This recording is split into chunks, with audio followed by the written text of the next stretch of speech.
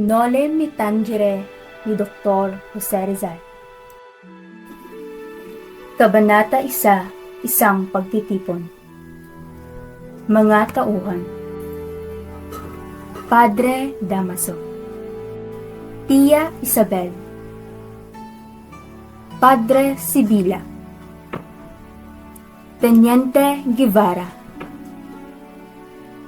Juan Crisostomo Ibarra, Kapitan Tiago.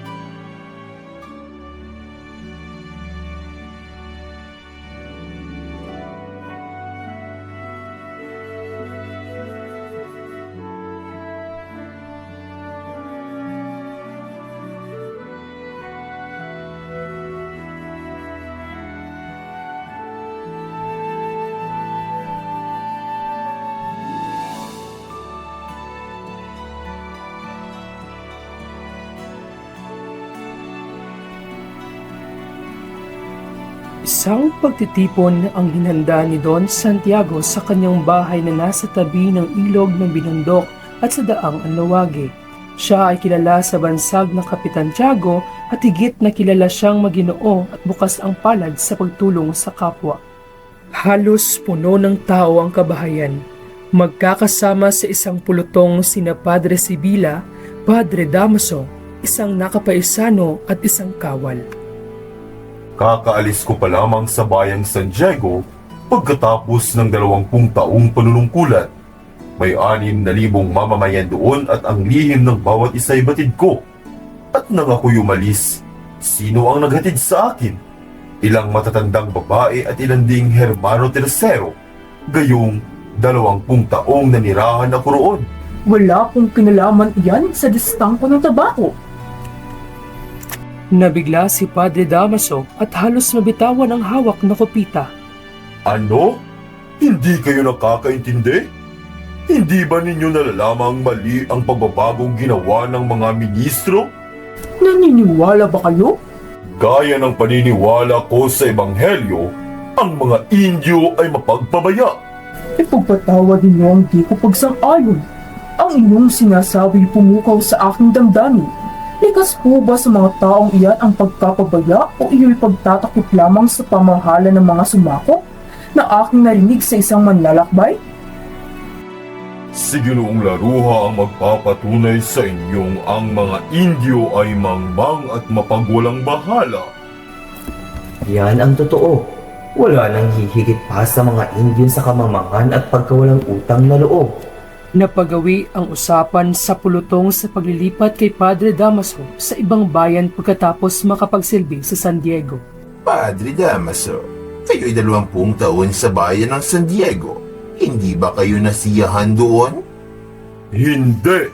Kung walang kalayaan ng magkura, ay mapapahamak ang bayan. Ano ang ibig ninyong sabihin? Iyan ang sanhi ng mga kapahamakan. Ang mga ireheng kaaway ng Diyos ay pinanigan ng pamahalaan. Ang tenyente muling nagtanong.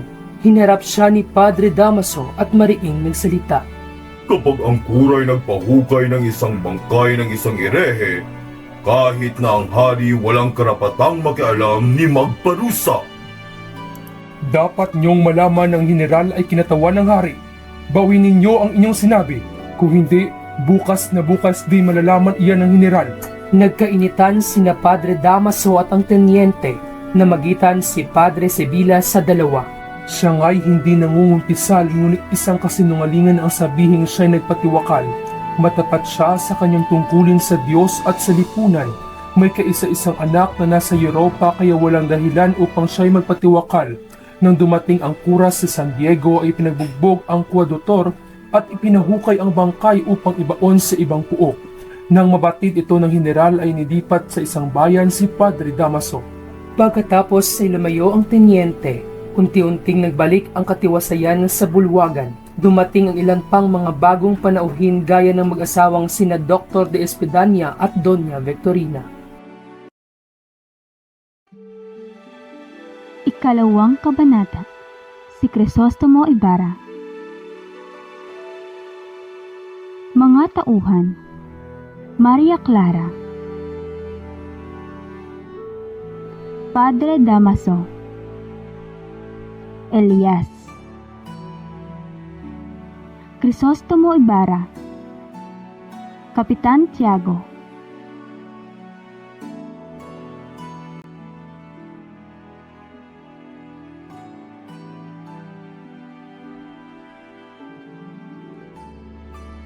Kaakbay ni Kapitan Tiago ang isang binatang luksang-luksa ang kasuotan.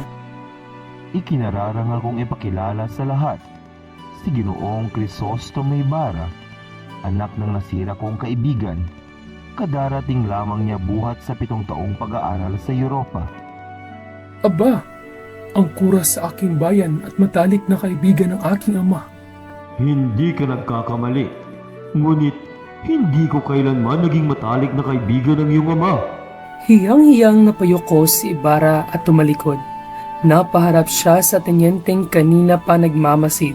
Kayo ang anak ni Ginoong Rafael Ibarra? Salamat at nakarating kayo ng walang sakuna. Nagkaroon po ako ng pagkakataong makilala ang iyong ama. Siyang kilalang marangal. Ginoo, ang papuri niyo sa ama ko'y pumapawis sa aking hinala tungkol sa kanyang pagkamatay. Lumapit sa umpukan ng mga binata si Ibarra upang makipagkilala. Mga Ginoo, ipahintulot niyong ipakilala ko ang aking sarili, tulad ng kaugalian sa Alemanya. Dahil sa kawalan ng nagpapakilala sa akin, hindi ko nais dalhin dito ang kaugalian sa ibang lupain sapagkat tayo rito ay may likas na kabutihang ugali. Ngunit ako'y napilitan, mga Ginoo, ang pangalan ko'y Juan Crisostomo Ibarra imagsalin. Isa-isa namang nagpakilala ang mga nasa umpukan. Namukhaan ni Ibarra ang isang makata roon. Ang inyong mga tula ay bumuhay sa aking pagmamahal sa aking bayan. Ano ang sanhi ng hindi ninyo pagsulat? Ang isipin ko'y ayaw kumilala at magsinungaling. May isang makatang tumula sa katotohanan at siya'y pinag-usig. Pagkatapos ng pagkikipag-usap ni Ibarra sa makata, siya ay lumayo at lumapit naman sa kanya si Kapitan Tinong. Ginoo, ako'y si Kapitan Tinong, kaibigan ni Kapitan Tiago at matalik na kakilala ng iyong ama. Maaari po bang makasalo namin kayo sa isang pananghalian bukas? Salamat po, ngunit uuwi po ako bukas sa San Diego.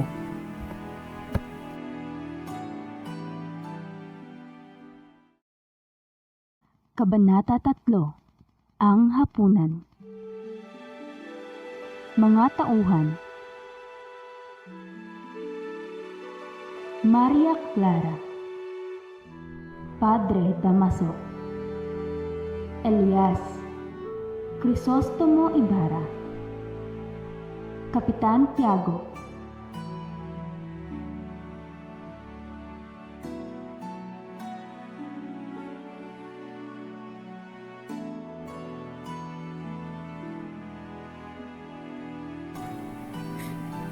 Isa-isang nagtungo sa pagkainan ng mga panauhin. Si Padre Sibila ay masayang-masaya samantalang masama naman ang loob ni Padre Damaso. Pinag-aagawan ni na Padre Damaso at Padre Sibila ang kabisera. Ang luklukan po'y para sa inyo.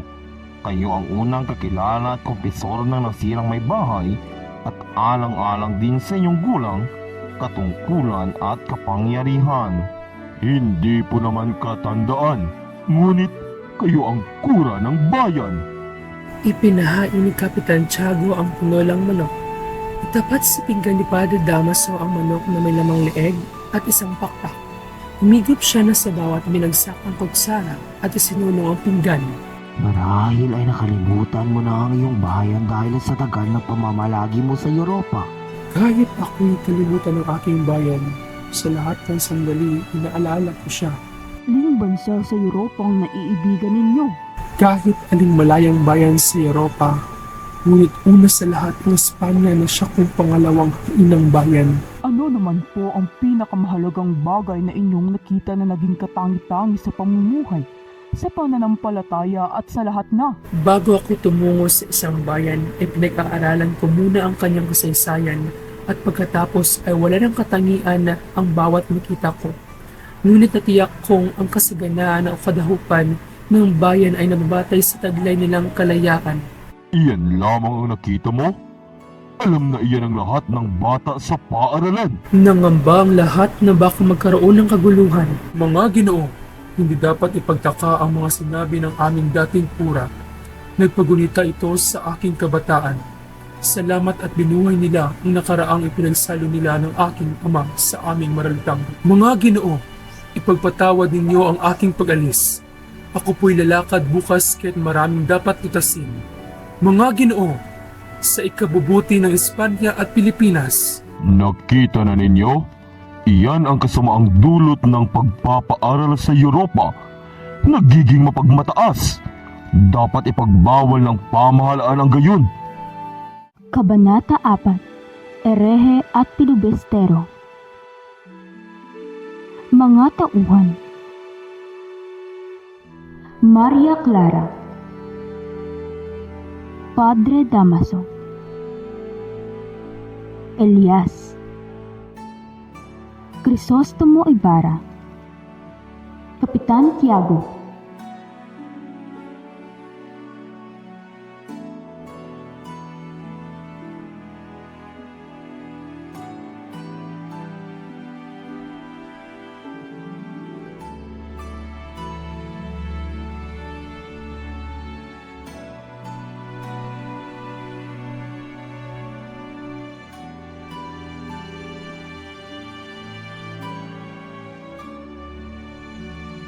Marahang naglalakad si Ibarra na walang tiyak na patutunguhan.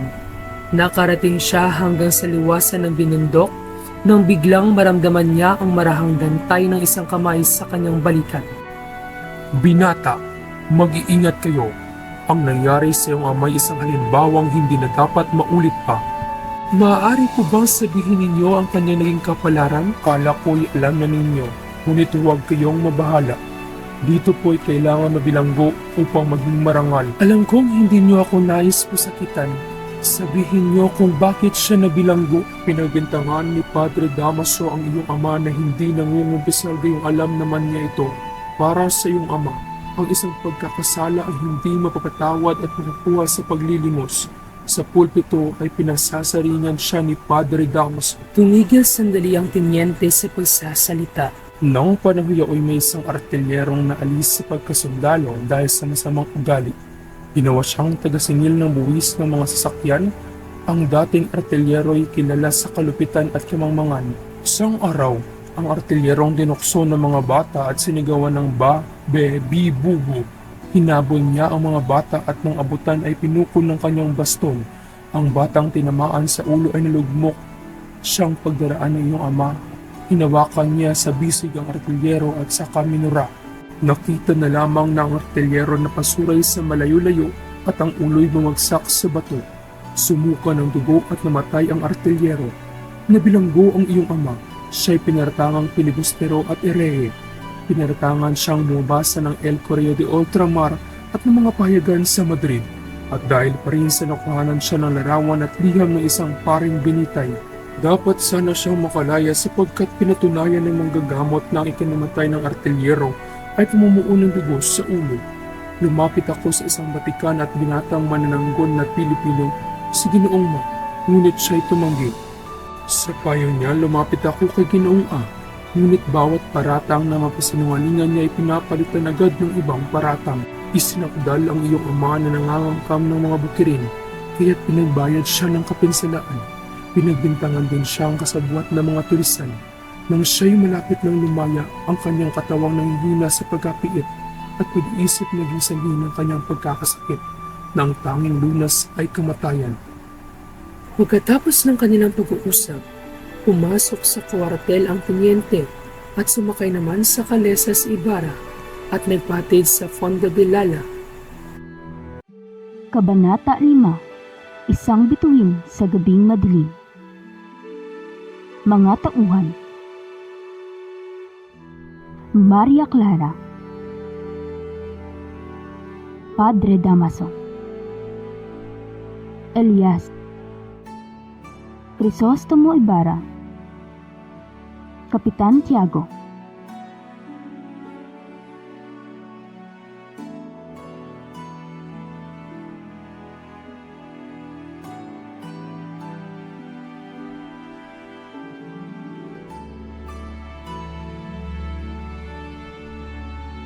Nang dumating si Ibarra sa Fonda de Lala, ay kaagad siyang umakyat sa kanyang silid.